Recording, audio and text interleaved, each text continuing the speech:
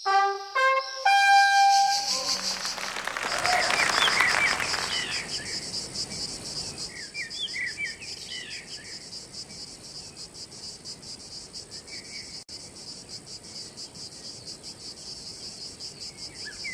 le travail sans qualité, point d'interrogation, de quel travail parle-t-on? On va se concentrer aujourd'hui sur ce qu'on appelle le travail du clic.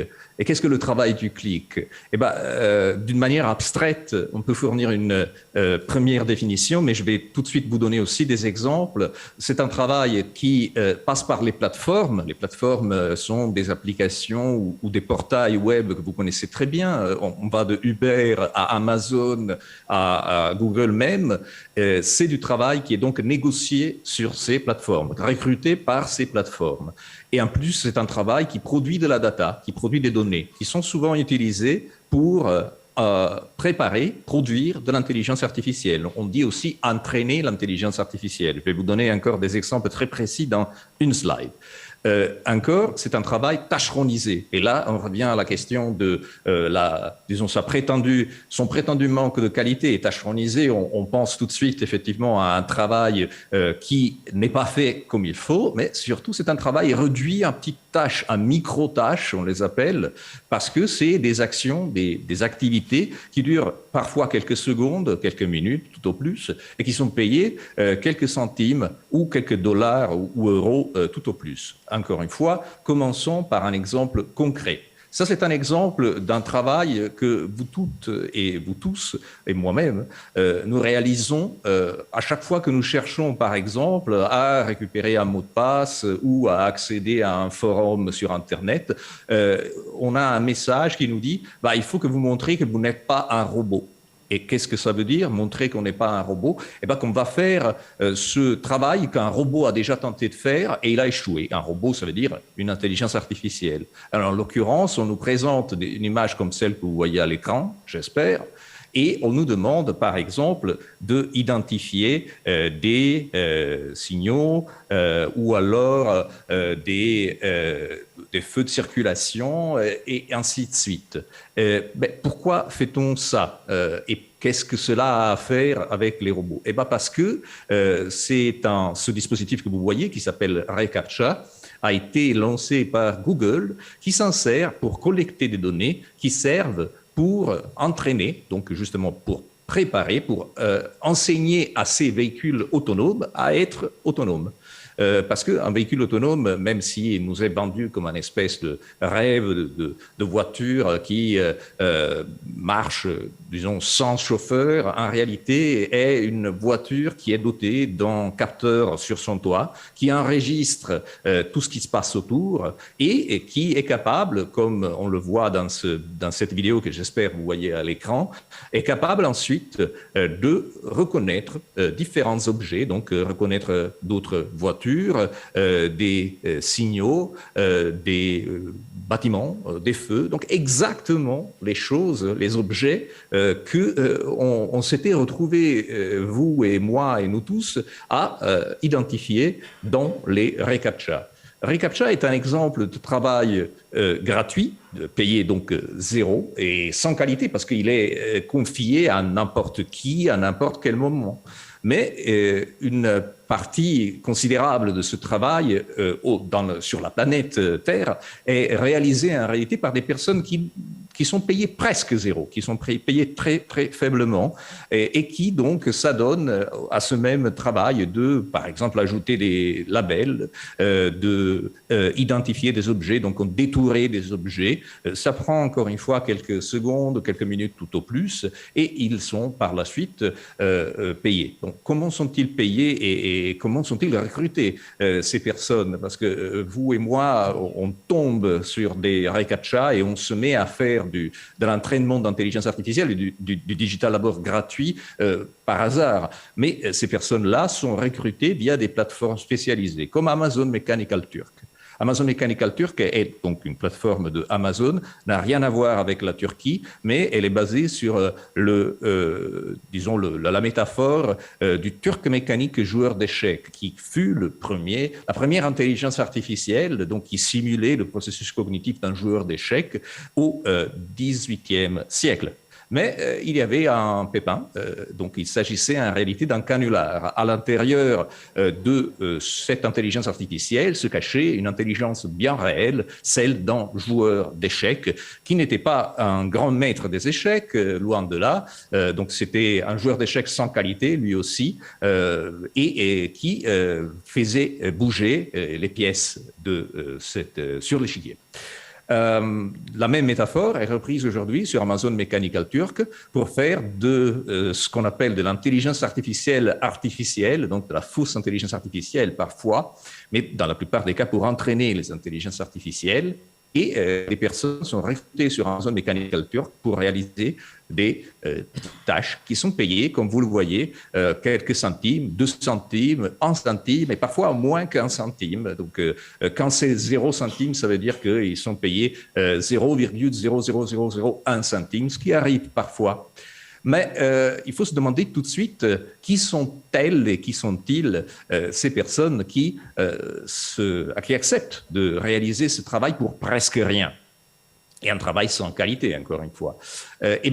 Il s'agit de personnes que, selon l'ingénieur Anatoly Lewandowski, qui fut le pionnier du véhicule autonome pour Google et ensuite pour Uber, ces personnes sont des robots humains. Donc, des robots humains ne veut pas dire qu'ils sont des cyborgs, mais il s'agit de personnes, des êtres humains, qui réalisent le travail des robots, ou plutôt qui enseignent aux robots à faire leur travail.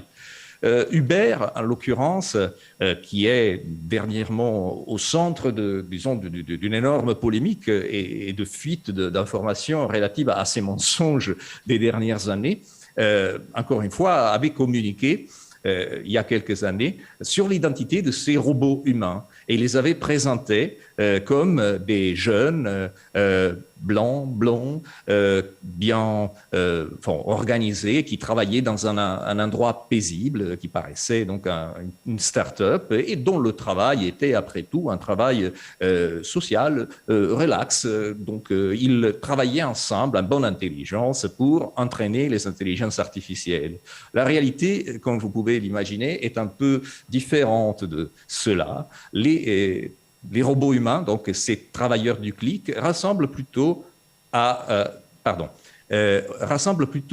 ce monsieur-là, à ce monsieur qui est donc un travailleur du clic de la ville indienne de Bangalore. C'est pas ses enfants, hein, c'est lui qui va au travail et qui donc à longueur de journée fait ce travail qui consiste à d'une part préparer de l'intelligence artificielle. Ça c'est un petit schéma, pardonnez-moi en anglais, mais qui donc d'une part à préparer l'intelligence artificielle, donc en gros à enseigner aux algorithmes à faire ce qu'ils font, par exemple, de l'autre à vérifier l'intelligence artificielle et parfois même à imiter de l'intelligence artificielle.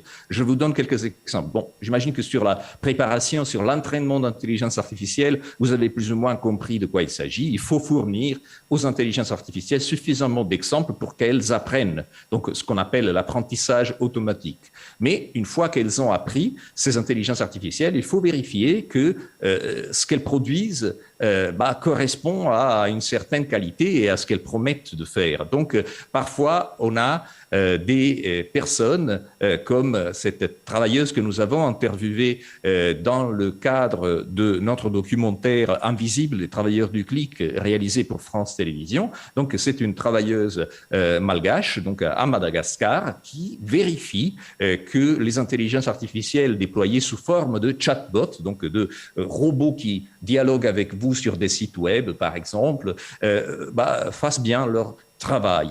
Et tant qu'on parle de Madagascar, et comme Sébastien Chauvin a gentiment évoqué le projet AMR que je coordonne avec mon équipe, ce projet s'appelle H, on va parler justement de notre dernière mission, notre dernier terrain d'enquête qui a eu lieu justement à Madagascar et plus précisément dans la ville de Tananarive. Là, vous voyez donc un endroit le soir de personnes qui rentrent chez eux après une journée de travail. Où est-ce qu'ils ont travaillé, ces personnes? Parfois, ils ont travaillé dans des usines à clics et dans des usines qui produisent du travail du clic pour des entreprises et des plateformes souvent françaises et certainement des pays du Nord, on va dire. Ces fermes à clics sont parfois extrêmement artisanales, parfois c'est vraiment la pièce d'un particulier dans lequel il y a 2-3 ordis et des gens du quartier qui s'organisent pour venir bosser sur ces postes. Et donc cet exemple-là, donc c'est une toute petite entreprise faite par 2 frères et 5 amis de leur quartier. Et donc à longueur de journée, ils font ce travail d'entraînement d'intelligence artificielle ou de vérification d'intelligence artificielle. Dans d'autres cas, c'est plus structuré. Dans d'autres cas, c'est vraiment un vrai bureau, comme un call center pourrait être, voilà, dans lequel des centaines de personnes à longueur de journée réalisent ce même travail du clic. Parfois, c'est encore plus sauvage, on va dire comme ça. Parfois, c'est fait dans des cybercafés, un peu à la volée, dans des endroits comme ça, découverts à la dernière minute, comme le cybercafé Baobab, dans lequel j'ai rencontré plusieurs travailleuses et travailleurs du clic. Et après, évidemment, il y a aussi des situations qui rassemblent de l'emploi informel, mais qui, en plus, comment dire, évoquent d'une manière un peu bizarre ce qu'on a déjà entendu dans d'autres contextes.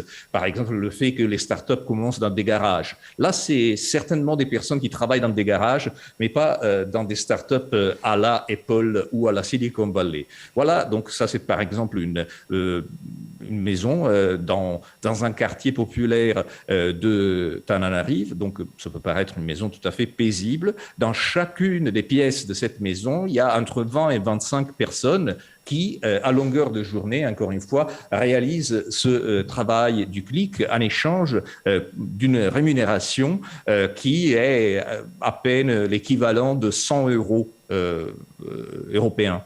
Donc, encore, c'est des personnes qui sont souvent qualifiées, qui ont plusieurs années d'université et parfois même des diplômes assez importants et qui n'arrivent pas à trouver de l'emploi et qui donc s'adonnent à ce type de travail-là. En l'occurrence, vous voyez cette image, c'est vraiment des personnes qui sont dans un garage et qui là réalisent non pas un travail d'entraînement ni de vérification d'intelligence artificielle, mais d'imitation de l'intelligence artificielle. Au fait, c'est des personnes qui font semblant d'être des caméras intelligentes déployées dans des supermarchés en France et donc des caméras intelligentes qui normalement détectent si quelqu'un est en train de voler du chocolat ou des pâtes et qui, si ces caméras intelligentes détectent cela, envoient une alerte au vigile ou au caissier du supermarché pour qu'ils puissent intervenir. Alors, il n'y a pas de caméra intelligente, c'est une déception incroyable. En réalité, il n'y a que des dizaines et des dizaines de travailleurs malgaches qui, en direct, font semblant d'être des intelligences artificielles et pour cela sont très, très faiblement payés. Là, par exemple, c'est pas le garage, en réalité, c'est le grenier. Donc, c'est 22 personnes dans le grenier. Vous pouvez aussi imaginer la chaleur, vous pouvez aussi imaginer la difficulté dans des contextes en plus d'explosion pandémique. C'est du travail qui parfois peut être réalisé chez soi, mais dans des pays du Sud, par exemple, dans des pays comme Madagascar, dans lequel il y a un problème de courant électrique et donc des coupures de courant assez fréquentes et des problèmes de connectivité pour les particuliers. Là, c'est un travail qui doit être réalisé dans des structures qui fournissent au moins un accès à Internet et qui parfois ont aussi un générateur en cas de coupure de courant. Donc là, c'est, pour terminer, c'est vraiment une situation qui, disons, renverse complètement l'axiome initial de cette présentation. Le titre même, ce travail qui est présenté sans qualité et qui est rémunéré très faiblement parce qu'il est considéré comme un travail sans qualité. C'est pas le travail des ingénieurs, c'est pas le travail des data scientists, c'est un travail qui peut être réalisé par n'importe qui, mais ce n'importe qui, en réalité, qui est payé quelques centimes, voire moins, eh ben, doit avoir une quantité énorme de qualité. Là, je vous en liste seulement quelques-unes. La première qualité, c'est il faut que ces personnes aient des qualifications. Ces personnes, et là, désormais, grâce aussi au projet ANR et d'autres projets en cours, nous avons des données qui concernent l'Europe, l'Afrique et l'Amérique du Sud. Ces personnes sont systématiquement surdiplômées par rapport à la population générale. C'est des personnes qui ont des formations universitaires et parfois même plus. Donc, sans qualité, mais avec des qualifications. C'est des personnes qui doivent travailler dans des situations de forte rapidité parce qu'ils doivent réaliser des micro-tâches au bout de quelques secondes et passer rapidement à la prochaine. Ils doivent être précis parce que sinon ils ne sont pas rémunérés. S'ils se trompent, ils reçoivent des rappels et parfois carrément la rémunération leur est niée. Ils doivent produire un travail de qualité parce que si on se trompe par exemple à identifier des objets, demain matin une voiture autonome pourrait renverser un piéton ou se planter dans un poteau, ils doivent être flexibles parce qu'il ne s'agit pas, comme vous pouvez bien imaginer, de CDI, mais très souvent de travail flexible ou de travail qui est carrément sans contrat de travail. Parfois, c'est carrément informel, voire carrément très atypique, voire au noir.